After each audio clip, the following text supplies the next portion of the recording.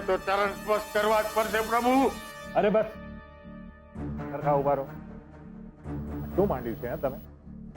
જ્યારે આવો ત્યારે આવીને સૌથી પહેલા મારા પગ પકડો છો. આ સારું લાગે છે? અરે પ્રભુ, તમારી તો ખબર નહીં પ્રભુ, પણ મારી વાત માનો ને, મને તો છે ને બહુ સારું લાગે છે પ્રભુ. અરે મારી સાથીએ કોઈ અવળી મોટી બરફની પાટ મૂકી હોય ને એવી ટાઢક લાગે છે. મોહનભાઈની દુકાનનો ચૂલો થઈ ગયો હંમેશ માટે ખુશ, અને એમની દુકાન ઉપર લાગી ગયું અવળું મોટું તાળું. અરે મારા પ્રભુ, હવે તો એવી લીલા કરો કે ચૂલો કોઈ જગે જ નહીં અને તાળું કોઈની ખુલે જ નહીં. હે હાલ છે દાસ, હું અહીંયા એક તીરે ચાર શિકાર કરીને બેઠો છું અને તમે હજી એક જ વાત પર અટક્યા છે. અરે દુકાન બંધ થઈ ગઈ, ઉપરથી વીસી વાળાનું 3 લાખનું દેવું, તેજલની નોકરી ગઈ, કાગળિયા મેં એને એવી ફસાવી છે ને, પિયા થયા પછી પણ ઘરમાં રોટલા ટીપશે, રોટલા. શીખ્યા કઈ? શીખ્યો પ્રભુ, બહુ શીખ્યો. પણ મારા પ્રભુ, આ બધામાં તમારું 2 કરોડનું નુકસાન થયું ને, કાનો થયું? મારા નુકસાનનું તમે રહેવા દો.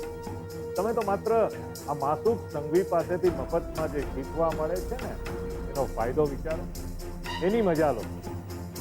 સમજ્યા? જવાનું ભલે ભલે પ્રભુ, તમે કહો એમ ખરું હે, પણ આ તો એવું છે ને, જેનું ખાઈએ એનું ખોદાય ને ઉપરથી ખાડો ખોદે એ પડે એવું કહેવાય એ નહીં. હે પ્રભુ, બસ પાવર લેતો તો પ્રભુ, આમ ડાયરેક્ટ આમ પાવર આપે ને એ લેતો તો, બાકી તો ચાલો એવી તમારી ઈચ્છા. જય જીનેન્દ્ર પ્રભુ. જય જીનેન્દ્ર. જય જીનેન્દ્ર.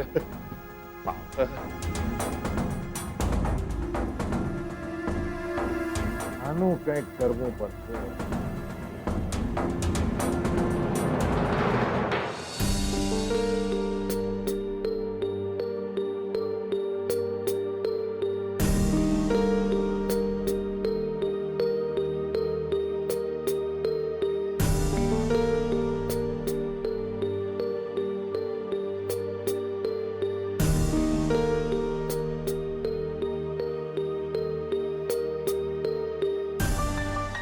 સેજલ, ચાલ જમવા. સેજલ,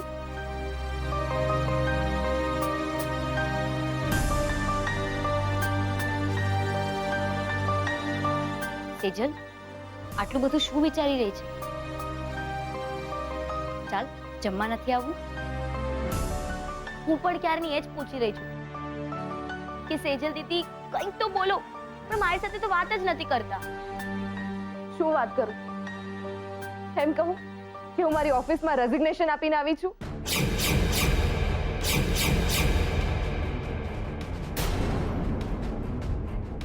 શું રેઝિગ્નેશન તે આપ્યું છે કે પછી માસુક અંકલે તને આપવા માટે મજબૂર કરી છે? શું ફરક પડે? ફરક પડે છે, આપણી દુકાનને ફરક પડે છે. એટલે તું મને એમ કે માસુક અંકલે આપણી દુકાન બાબત શું કહ્યું? ક્યારે ખુલશે આપણી દુકાન? મને નથી ખબર.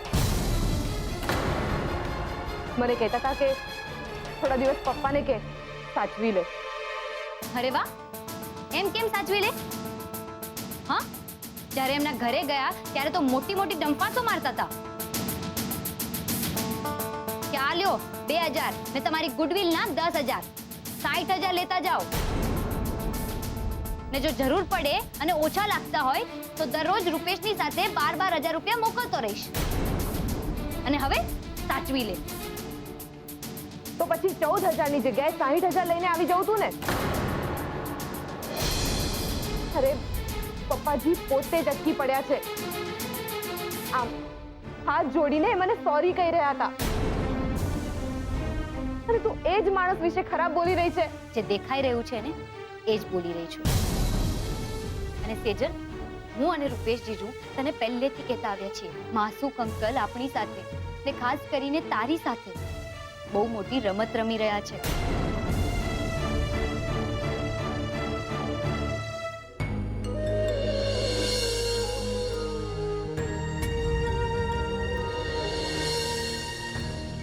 સેજલ શાંત થઈ જા.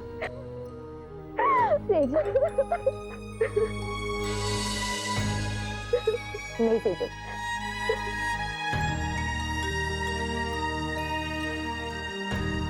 કિંજલ, મને ખબર છે મારી ભૂલ થઈ ગઈ છે.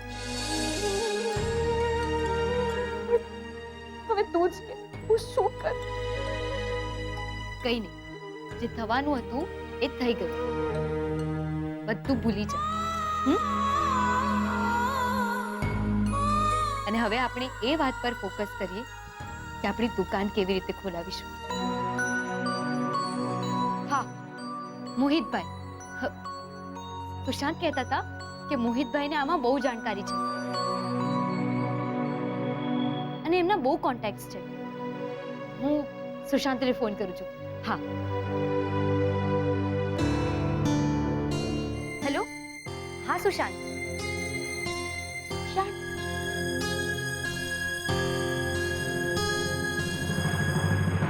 હે મારી માવડી, હંધાયનું દુનિયામાં ભલું કર હો, પણ શરૂઆત મારા અને રાહુલિયાથી કરજે પૈસા. હે ભગવાન, હંધાયનું કલ્યાણ થાય. હા ભગવાન ભગવાન ભગવાન ભગવાન. હે ભવાની, આ તો અમેરિકાની આખી આખી ટિકિટ સાક્ષાત મારી સામે ઊભી છે.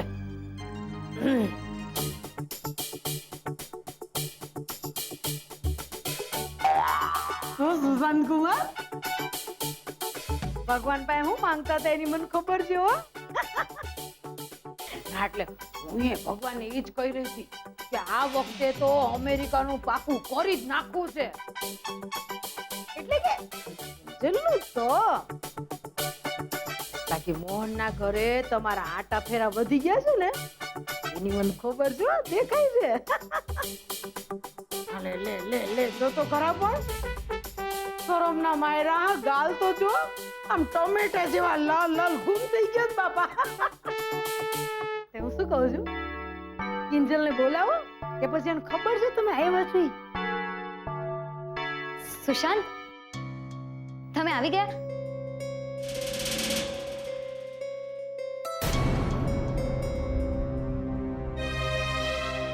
તમે આ બાજુ આવો ને, મારે તમારી સાથે એક વાત કરવી છે. આવો ને.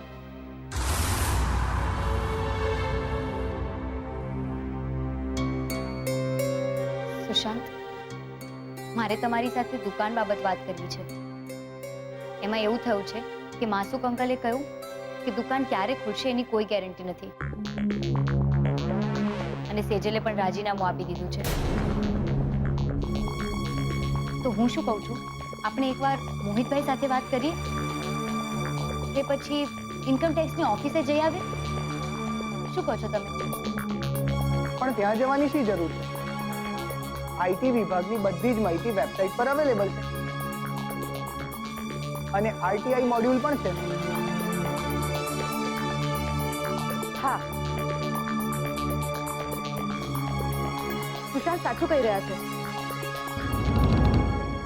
ખબર નહીં આ વાત મારા મગજમાં કેમ ના આવી. લે બોલો, આજે સમજાણું કે 25 CA ની પરીક્ષા આપી તોય આજ લગન તું અડધી ની અડધી CA હું કરવા છો ખબર પડી? બા, એમાં સેજલનો કોઈ વાંક નથી. એ પરિસ્થિતિ જ એવી હતી કે ભલભલાનું મગજ ચકરાઈ જાય. તેમ છતાંય સેજલે જે બહાદુરીથી જવાબ આપ્યો ને ઓફિસર્સને, એ બહુ મોટી વાત છે. અને અત્યારે મહત્વની વાત એ છે કે પપ્પા સ્પીચ થેરેપિસ્ટને ત્યાંથી આવે એના પહેલા આપણે આ બાબત વાત કરી લઈએ. ઓકે, હું લેપટોપ લઈ આવું છું. હા હા, ઈ હારું રહેશે કા સુશાંત કુમાર? બાકી તમારું મગજ છે ને મસ્ત મજાનું હો, અમેરિકા જેવું જ આમ ટીપટોપ માલે છે પૈસા.